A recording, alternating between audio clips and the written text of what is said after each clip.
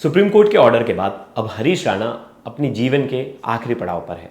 ऐसे में हरीश राणा की कई वीडियोस वायरल हो रहे हैं। कल हमने देखा कि ब्रह्म कुमारी की टीम आई थी और वहाँ उन्होंने टीका लगाया और उसकी एक वीडियो थी, वो सोशल मीडिया पर बहुत ज़्यादा वायरल हो रही है। इस बीच एक चीज़ को लेकर हर जगह चर्चा है जिसका नाम है पैसिव इथनेशिया। अब ये पैसिव इथनेशिया है क्या, और क्या ये पहला केस है हरीश राणा का? तो नहीं, ये जो पैसिव इथनेशिया का जो मामला है, मतलब ये पहली बार कब चर्चा में आया था, तो ये 1973 में एक केस था, अरुणा शाहून बाग। अब जो ये अरुणा थी, ये 40 साल तक कोमा में थी। फिर इनके लिए एक जो महिला है, पत्रकार हैं, वो हाई कोर्ट जाती हैं, सुप्रीम कोर्ट जाती हैं। तो सुप्रीम कोर्ट से पहली बार पैसिव एथनेशिया के बारे में जिक्र होता है कि अगर कोर्ट की गाइडेंस हो, मेडिकल टीम की राय हो और परिवार वाले चाहते हों, बहुत सारी चीज़ें थी, बहुत सारे रूल्स बनाए गए कि अगर इन सब लोगों की अनुमति हो तो पैसिव एथनेशिया दिया जा सकता है। इच्छा मृत्यु के लिए बहुत लोगों ने कोर्ट में याचिका लगाई थी और ये पहला ऐसा केस बना था अरुणा शाहून बाग जहाँ से पैसिव इथनेशिया का रास्ता खुला था। लेकिन ये केस है क्या, अभी भी किसी को ये केस पता नहीं होगा। मुझे लग रहा है 1973 का ये मामला है, बहुत पुराना मामला है। और उस समय में हुआ क्या था अरुणा के साथ, उनकी हालत कैसी हुई थी, उनके घर से एक व्यक्ति उनके हालचाल लेने नहीं आता था। 40 साल तक नर्सों ने उनका ख्याल रखा था। और आपको पता है, जिस शख्स के वजह से ये सब कुछ हुआ था, उसने उन पर हमला किया था और वो कोमा में चली गई थी। वो अटेम्प्ट टू मर्डर में 7 साल तक जेल में रहा और उसके बाद छूट गया और वो बाद में दिल्ली आ गया। लेकिन वो महिला 40 साल तक बेड पे रही और बाद में मौत हो गई।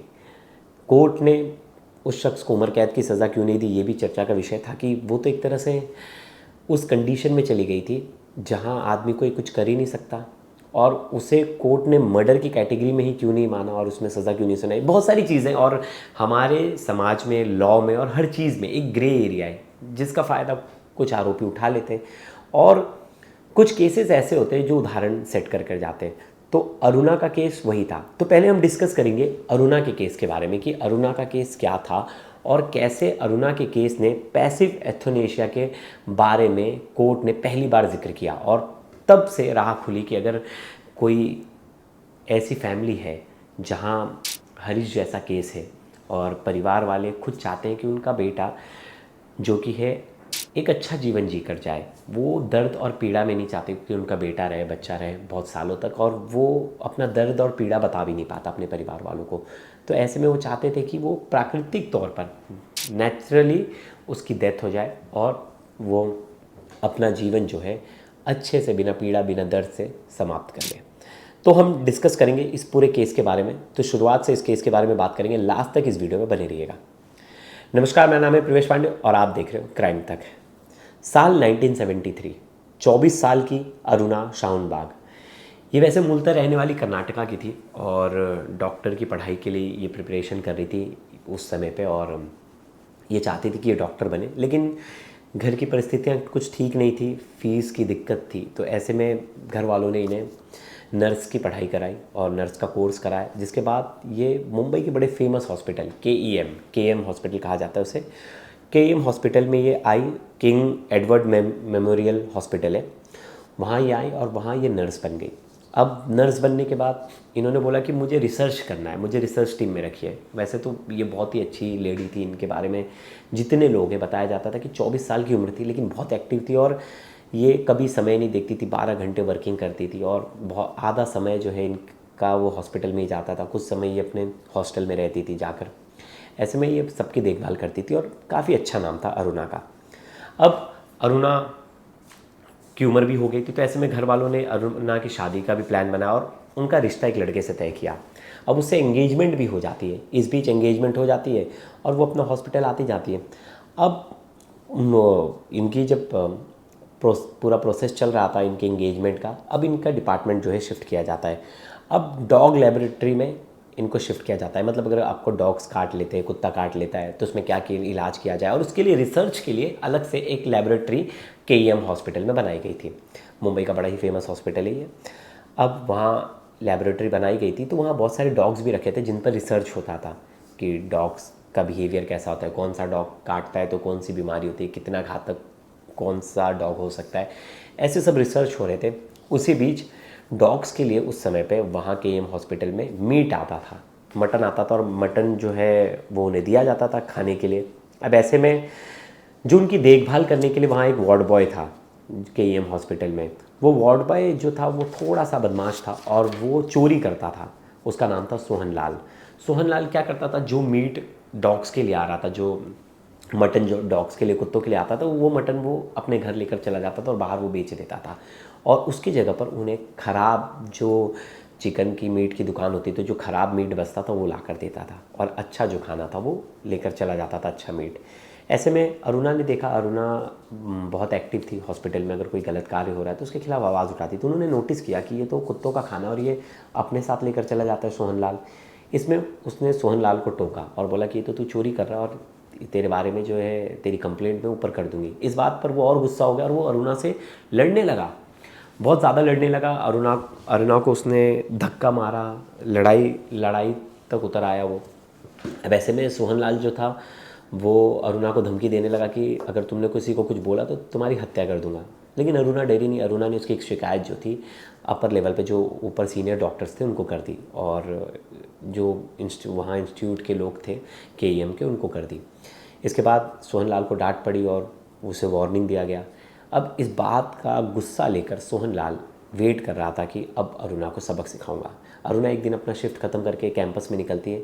उस वक्त वो एक कॉरिडोर से गुजरती है। उस कॉरिडोर में रात के समय में कोई नहीं होता, 1-1:30 बजे रहा था। सोहनलाल पीछे से आता है और उसके हाथ में जो कुत्ते को जिस सीकड़ से बांधते हो सीकड़ होता है, और सीकड़ से अरुणा का गला घोटता है। अरुणा का गला घोटता है, अरुणा बेहोश हो जाती है और एक तरह से उसके शरीर को लकवा मार देता है, क्योंकि ऑक्सीजन सर तक पहुंचता नहीं और शरीर जो है बेसुध हालत में वो गिर जाती हैं। ऐसे में अब वो उसके साथ रेप की, करुणा के साथ जो है रेप की भी कोशिश करता है और बाद में वहाँ से फ़रार हो जाता है। उसे लगता है करुणा तो मर गई है। लेकिन सुबह जब वहाँ नर्स वहाँ से गुजरती देखती करुणा है, तो करुणा को एडमिट किया जाता है तुरंत हॉस्पिटल के अंदर ही, और पता चलता है कि करुणा का जो बॉडी का आधा हिस्सा है वो काम नहीं कर रहा। और कुछ दिन बाद पता चलता है कि करुणा को पेरिस्टेंट वेजिटेटिव स्टेट में चली गई है। पेरिस्टेंट वेजिटेटिव स्टेट, इसे पीवीएस कहा जाता है। मतलब ऐसे में शरीर के अंग काम नहीं करते, शरीर का मस्तिष्क काम नहीं करता, बस वो आंख झपका सकती है और हल्का बहुत उंगलियों का मूवमेंट वगैरह कर सकती है, और लेकिन वो सांस ले सकती है। उनकी बॉडी जो है वो काम कर रही थी, लेकिन उनका ब्रेन काम नहीं कर रहा था, ब्रेन डेड हो गई थी एक तरह से जो कहा जाता है, और बाकी चीज़ें काम नहीं कर रही थी। ऐसे में इसे कोमा, आप ऐसा मान लीजिए एक तरह से कोमा में चली गई थी, लेकिन वो आँख झपका सकती थी कभी कभार और हाथ का मूवमेंट था। अब कई साल तक केस चला। केस में जो सोहन लाल है उसे कोर्ट ने आरोपी माना और अटेम्प्ट टू मर्डर केस में 7 साल की सज़ा सुना दी। लेकिन 7 साल की सज़ा सुना दी, उसने 7 साल का सज़ा काट लिया। लेकिन यहाँ से अरुणा के जीवन में एक ऐसी स्थिति आने वाली थी जिसके बारे में किसी ने नहीं सोचा था। अरुणा जो है 40 साल के लिए बेड रेस्ट हो गई। जी हाँ, 40 साल के लिए। अब वो कुछ कर ही नहीं सकती थी, वो कोमा वाली स्थिति में थी, उस हॉस्पिटल में थी, तो उनकी जिम्मेदारी थी, उनके परिसर में ये घटना हुई थी तो वो उनका इलाज कराए। तो कोयम हॉस्पिटल में उनका इलाज चल रहा था। 40 साल तक नर्स ने उनकी देखभाल की। उन्हें जो ट्यूब्स के ज़रिए खाना दिया जाता था, न्यूट्रिशन ग्लूकोज के ज़रिए जो सलाइन बॉटल से उससे दी जाती थी, जितने भी न्यूट्रिएंट्स हैं। अब ऐसे में वो 40 साल तक जिंदा रही। और एक हॉस्पिटल की एक नर्स थी, एक्स नर्स थी, मतलब आप कह सकते हैं पहले हॉस्पिटल में काम करती थी, बाद में उन्होंने काम छोड़ दिया था। अब वो भी हॉस्पिटल में आती थी कुछ खबरों के लिए, क्योंकि वो, उनका नाम था पिंकी वीरानी। पिंकी वीरानी हॉस्पिटल आती थी तो देखती थी, उन्हें पता चला एक नर्स है अरुणा, और जो कई सालों से, 40 सालों से बेड पे हैं और ज़िंदगी और मौत के बीच जूझ रही हैं, और उनको दवा पानी और ट्यूब के ज़रिए, मतलब एक तरह से लाइफ सपोर्टिंग सिस्टम के ज़रिए उन्हें ज़िंदा रखा गया। जब वो देखी तो बोली यार इसकी परिस्थिति बहुत ख़राब है। जब पिंकी ने पूछा उनके बारे में तो पता चला कि अरुणा के घर से कोई मिलने नहीं आया 40 साल से उसी कंडीशन में। और वो देखकर उनके मन में हुआ कि यार ये तो एक तरह से इस स्टेट में रहना कोई चाहता भी नहीं, मतलब उस जीवन को कोई जीना नहीं चाहता। तो ऐसे में उन्होंने अरुणा की तरफ से, मतलब वो कोर्ट चली गई, हाई कोर्ट चली गई, और उन्होंने इच्छा मृत्यु की मांग की कि अरुणा पिछले कई सालों से जो है इस स्थिति में, और ऐसे में उनको इच्छा मृत्यु दे दी देनी चाहिए, क्योंकि उनका शरीर काम नहीं कर रहा है, लाइफ सपोर्ट सिस्टम में रखा गया है। अब ये सब कुछ हुआ। आपने मुन्ना भाई MBBS मूवी देखी होगी, जिसमें एक शख्स होते हैं, वो बैठे रहते हैं, उनकी कंडीशन होती है वो एक तरह से कोमा में होते हैं, कोई बॉडी मूवमेंट वगैरह नहीं होता, और डॉक्टर्स जो है सब्जेक्ट उन्हें बार बार बोलता है, तो उस पर मुन्ना भाई जो गुस्सा हो जाते हैं। वैसी कंडीशन कुछ थी कि वो कुछ कर नहीं सकती थी मूवमेंट। तो पिंकी जो है पहले चली जाती हैं, 2009 की बात है, वो हाई कोर्ट में याचिका लगाती है, डेट वगैरह आती, सरकार इसके पक्ष में नहीं था। वो चाहती थी कि इच्छा मृत्यु मिल जाए, लेकिन सरकार इसके पक्ष में नहीं थी, और कोर्ट ने भी, मतलब जो निचली अदालत और हाई कोर्ट है, उन दोनों ने इनकी याचिका जो है खारिज कर दिया, बोला कि नहीं, इच्छा मृत्यु नहीं दे सकते। और बीएमसी ने भी, बीएमसी की तरफ से भी पिंकी ने बहुत बार वो की, उनके पास भी गई कंप्लेंट लेकर कि इतने सालों से वो बेड पर है, उन लाइफ सपोर्टिंग सिस्टम हटा देना चाहिए। अब सुप्रीम कोर्ट ये मामला पहुंच गया, सुप्रीम कोर्ट में पहुंच गया, तो सुप्रीम कोर्ट में इस पर बहस होने लगी। अब सुप्रीम कोर्ट में उस समय पे 3 डॉक्टरों की मेडिकल टीम जो थी, उनसे रिपोर्ट मांगी गई थी, और पूर्व सॉलिसिटर जनरल TN अनुराधंजन और एमिकस साइकस ने कोर्ट में उनके तरफ से पक्ष रखने के लिए कहा गया, सरकार की तरफ से और अरुणा की तरफ से। अब ऐसे में अदालत ने उनकी याचिका को, सुप्रीम कोर्ट ने भी खारिज कर दिया, लेकिन उसके साथ एक रास्ता खुल गया, क्योंकि यहाँ जो मामला था, KM की जो हॉस्पिटल की नर्स थी, वो बोल रही थी हम सेवा करने के लिए अरुणा की रेडी है, हम नहीं चाहते कि उन्हें मौत दी जाए, इच्छा मृत्यु दी जाए। तो ऐसे में कोर्ट के सामने बड़ी अटकल थी कि अब ऐसे में किया क्या जाए। तो उस समय पर निष्क्रिय इच्छा मृत्यु यानी पैसिव एनेस्थीसिया का परमिशन दिया गया, बोला गया कि कोई इंजेक्शन, घातक इंजेक्शन लगा के नहीं किसी को मौत देना है। कोर्ट ने कहा कि नेचुरल तरीके से अगर कोई इस कंडीशन में है और वो चाहते, उसके घर वाले चाहते हैं कि वो बच्चा, वो शख्स उस पीड़ा को ना सहे और नेचुरल तरीके से उसकी मौत हो जाए, तो ऐसे में कोर्ट ने कई गाइडलाइंस बनाई। कोर्ट ने कहा कि आमतौर पर अगर इच्छा मृत्यु का परमिशन दिया जाए तो इसका बहुत सारे लोग जो है दुरुपयोग करने लगेंगे, उसका फ़ायदा उठाने लगेंगे। तो ऐसे में बहुत बोले कि एक स्ट्रिक्ट नियम बताया जाएगा, और वो स्ट्रिक्ट नियम क्या होगा कि हाई कोर्ट से जो है परमिशन लेनी पड़ेगी, परिवार को जो है हाई कोर्ट का दरवाज़ा खटखटाना पड़ेगा, और एक मेडिकल टीम का गठन होगा। मेडिकल टीम से राय मशवरा लिया जाएगा, और उस राय मशवरे से जो चीज़ें निकल कर आएगी, फिर कोर्ट तय करेगा कि इन्हें पैसिव एनेस्थीसिया देना चाहिए या नहीं देना चाहिए। फिर उसमें परिवार होंगे, परिवार के लोग होंगे, मेडिकल टीम होगी, सब कोई जांच करेगी। और यही सेम मामला हमने देखा कि हरीश राणा में भी हो, कि हरीश राणा की फैमिली चाहती थी कि उनका बेटा जो है डिग्निटी के साथ उन्हें मौत मिले, राइट टू डिग्निटी, जैसे हम बोलते हैं ना राइट टू लिव है, तो वैसे ही कोर्ट ने भी बोला कि राइट टू डेथ भी होना चाहिए, कि लेकिन वो कुछ मामलों में ही, ऐसा नहीं है कि पता चला कि बहुत लोग इसका फ़ायदा उठाने लगे और कुछ लोग जो है डॉक्टर्स के साथ मिलकर लोगों को मारने लगे और बाद में प्रॉपर्टी हड़पने के लिए या किसी ऐसी चीज़ के लिए इसका दुरुपयोग हो। तो कोर्ट ने साफ तौर पर कहा कि हाई कोर्ट की परमिशन होगी। तो अब इसी मामले में पहले जो है हरीश राणा का परिवार जो है हाई कोर्ट ही जाता है, लेकिन हाई कोर्ट से उनकी याचिका खारिज हो जाती है, फिर वो सुप्रीम कोर्ट जाते हैं, और सुप्रीम कोर्ट जाते हैं तो सुप्रीम कोर्ट पर इस पर काफ़ी बहस होती है। काफ़ी बहस होने के बाद खुद जजेस जो हैं वो बोलते हैं कि नहीं, मामला सीरियस है और परिवार जा रहा है, तो ऐसे में इन्हें एक्टिव एथनेशिया तो नहीं दे सकते, मतलब इंजेक्शन देकर तो इनकी मौत नहीं हो सकती, लेकिन पैसिव एथनेशिया दिया जा सकता है। अब हर किसी के मन में सवाल है कि पैसिव एथनेशिया है क्या। देखिए, कोई इंसान अगर कोई बॉडी मूवमेंट नहीं कर सकता, कुछ मुंह से चबा के खा नहीं सकता, सिर्फ सांस ले सकता है, और सांस भी कभी कभी कम ज़्यादा होगी, तो ऐसे में उसे लाइफ सपोर्ट सिस्टम से ज़िंदा रखा जाता है। तो ऐसे में उसके शरीर में ट्यूब डाला जाता है, जिससे उसके शरीर में लिक्विड पदार्थ में प्रोटीन, न्यूट्रिशन दिया जाए, जिससे उसका शरीर जो है चल सके। तो ऐसे में लिक्विड पदार्थ के खाने दिए जाते हैं। अब वो वॉशरूम नहीं जा सकता, वो बाथरूम नहीं जा सकता, तो को ट्यूब लगाया जाएगा यूरिन के लिए भी। अब ऐसे में उसकी पूरी बॉडी का जो एक्टिविटी हो, एक तरह से मशीन्स कर रही हैं, उसके बॉडी में, शरीर में ट्यूब लगाया गया है। कभी कभी ऑक्सीजन की भी कमी है तो उन्हें ऑक्सीजन देने के लिए ऑक्सीजन मास्क लगाया जाता है, ऑक्सीजन दिया जाता है, आर्टिफिशियल ऑक्सीजन, और सब कुछ ऐसा है कि हर चीज़ आर्टिफिशियल है, बस उनका शरीर चल रहा है। ऐसे में उनके शरीर में बहुत सारी दिक्कतें आ रही हैं, बहुत सारा पीड़ा है, लेकिन वो बता भी नहीं सकते क्योंकि बात ही नहीं कर सकते, वो कोमा वाली स्थिति में है। अब ऐसे में अगर ना वो बता सकता है ना बोल सकता है, अब कई सालों से, देखिए हरीश जो है 13 सालों से बेड पे थे, तो बेड सोर्स हो जाते हैं, शरीर में घाव बन जाते हैं। अब ऐसे में उनका इलाज भी करना, तो ये बहुत डिफ़िकल्ट होता है। और एक परिवार के लिए जो खुद के लिए भी काम कर रहा है, ऐसे में इसमें पैसा भी खर्च होता है। ऐसा नहीं है कि ये सब चीज़ें ऐसी हो जा रही, इसमें पैसा भी खर्च हो रहा है। घर परिवार वाले जो चीज़ें हैं, अपनी प्रॉपर्टी तक बिक गई हरीश के माता पिता की, फिर भी माता पिता ने 13 साल तक धैर्य नहीं छोड़ा और 13 साल तक अपने बच्चे को उस कंडीशन में पालते रहे। एक माँ ने सेवा करती रही, मतलब उस माँ बाप को सल्यूट है। और ऐसे कई माँ बाप होंगे जो अपने बच्चों के लिए लड़ रहे हैं। मतलब ये स्टोरी बड़ी इमोशनल है और हर किसी, मतलब हर किसी के लिए ये बहुत बड़ा फ़ैसला होता है। उस माँ ने अपने दिल पर कितना पत्थर रखकर ये डिसीज़न लिया होगा कि उनके बेटे को एक शांतिपूर्ण मौत मिले। मतलब वो अच्छे से, मुझे लगता है मौत के बाद उसका जीवन अच्छा हो जाएगा, क्योंकि वो उस दर्द और उस पीड़ा में नहीं रहेगा। अभी भी वो हरीश जिस दर्द और पीड़ा में वो किसी को बता नहीं पा रहा है।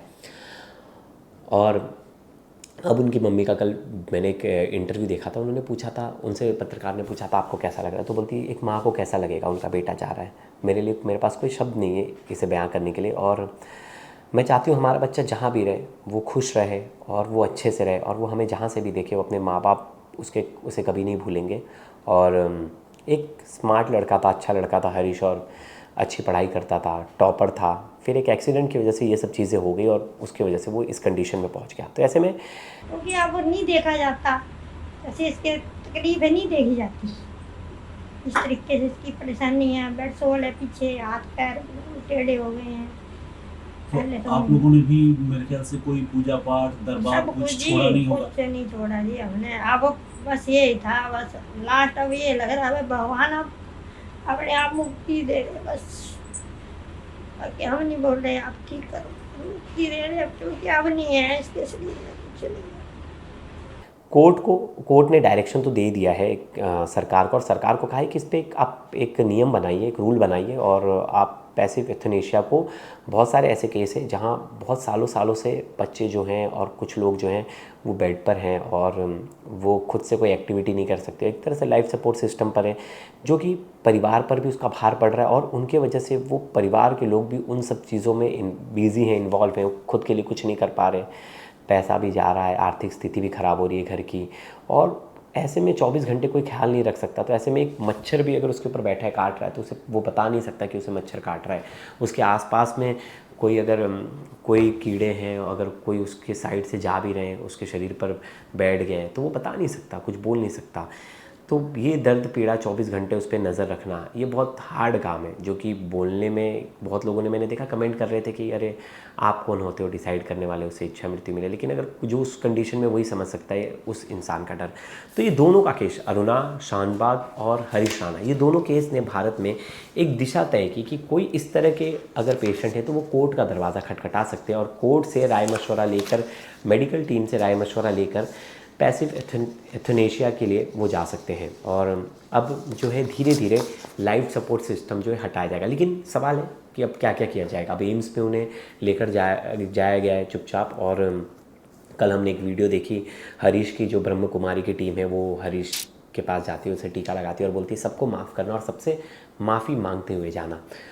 अब सबको माफ़ करने के लिए इसलिए कहा गया क्योंकि उसके लिए बाकी लोगों ने एक तरह से मौत मांगी, और उसलिए उन्होंने कहा कि सबको माफ़ कर देना। अब धीरे धीरे जो उनको खाने के लिए ट्यूब दिया गया वो ट्यूब हटाया जाएगा, लेकिन थोड़ा थोड़ा पानी दिया जाएगा। ऐसा है कि एक तरह से उन्हें फास्टिंग में रखा जाएगा। जैसे हम किसी व्रत में फास्ट में रहते हैं तो सिर्फ पानी दिया जाता है, तो उसे थोड़ा थोड़ा पानी दिया जाएगा और पानी देते रहेंगे। और धीरे धीरे है जो बॉडी जो है प्रोसेस, बताया जाता है कि जिस कंडीशन में है हरीश, तो उसमें कम से कम जो बंदा है वो 10 से 15 दिन तक सर्वाइव कर सकते हैं। ऐसी स्थिति में बताया जाता है, या तो लंबा भी जा सकता है जब अगर खाना देना बंद करे, क्योंकि जो बॉडी में न्यूट्रिशन है उसे ऑब्जॉर्व करना शुरू कर देगा बॉडी। और उन्हें वो भी दिया जाएगा, पेन किलर वगैरह भी दिया जाएगा कि उन्हें शरीर में ज़्यादा दर्द ना हो। मॉर्फिन भी दिया जाएगा कि शरीर को ज़्यादा दर्द पता ना चले। और अरुणा की मौत कैसे हुई थी वो भी बता दें कि बहुत सालों तक, फिर 40 सालों तक जो है उनकी सेवा की वहाँ के डॉक्टर्स ने। और 2015 में निमोनिया से उनकी मौत हो गई। अब निमोनिया से उनकी मौत हो गई, और जिसके बाद अरुणा की कहानी हर किसी ने जाना। यहाँ हरीश की कहानी भी हर किसी ने देखी, और जिसके बाद एक बड़ी बहस पर एक तरह से फुल स्टॉप लग गया कि इस तरह के कंडीशन है तो उसमें क्या कुछ हो सकता है। और बहुत सारे परिवारों के लिए एक दरवाज़ा खुल गया कि वो ऐसे में क्या करें। वो ना डॉक्टर्स की मदद ले पा रहे ना किसी की, तो ऐसे में वो कोर्ट जाएं, कहाँ जाए। तो ये हर उन परिवार के लिए एक मैसेज था कि अगर उनके फैमिली में ऐसी कोई चीज़ है और वो इस तरह का कुछ सोच भी रहे हैं तो उनके पास कोई ऑप्शन नहीं था, वो करे क्या, उनके पास कोई सुझाव देने वाला नहीं था। अब ये केस एक तरह से उनके लिए सुझाव बना, अगर आप इस तरह की कोई चीज़ सोच रहे हैं तो आप क्या कुछ कर सकते हैं। उसके लिए कोर्ट ने नियम बता दिए, उस नियम का पालन कीजिए और आप कोर्ट का दरवाज़ा खटखटा सकते हैं। तो दोस्तों, इस वीडियो पर आपकी क्या राय है ज़रूर बताइएगा। तब तक के लिए धन्यवाद।